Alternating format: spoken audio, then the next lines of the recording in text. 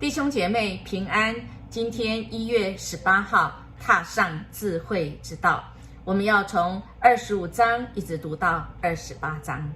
在这3章当中的最后一章28章第28节，他这样说：上帝向世人说，敬畏主就是智慧，离弃邪恶就是明智。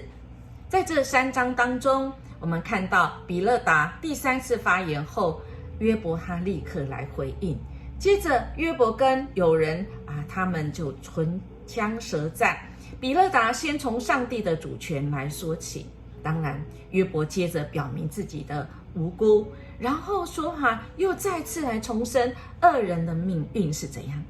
最后插入了一段没有注明是谁说的智慧颂。在这个智慧颂的第28章，再次来强调人类的科技的力量是远超过所有的万物可以找到这个隐藏的这个矿石跟宝物。但是呢，纵使人有这么样子的技术跟热情，是远超过所有的动物所能理解的，但是在他的下一段继续讲说，即使是这样，人仍然无法来挖掘出智慧，来显示出智慧的，真的是非常的难得，除非你是敬畏上帝。亲爱的弟兄姐妹，我们从第1章看到今天，到了第28章，好像有一个亮光。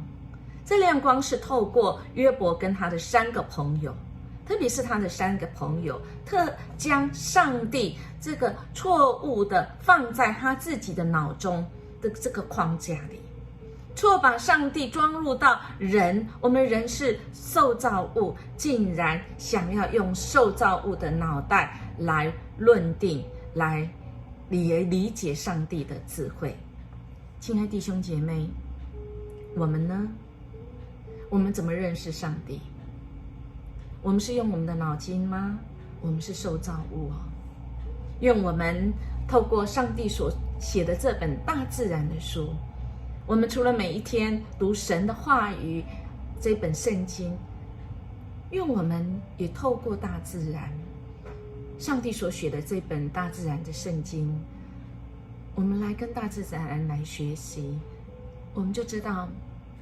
这位创造主是何等的伟大。而我们呢，只能敬畏神，因为在今天的经文再次讲，敬畏主就是智慧，离弃邪恶就是明智。愿你今天是在神的智慧中来敬畏这位神，愿我们都离弃邪恶，我们是成为明智的。我们明天见。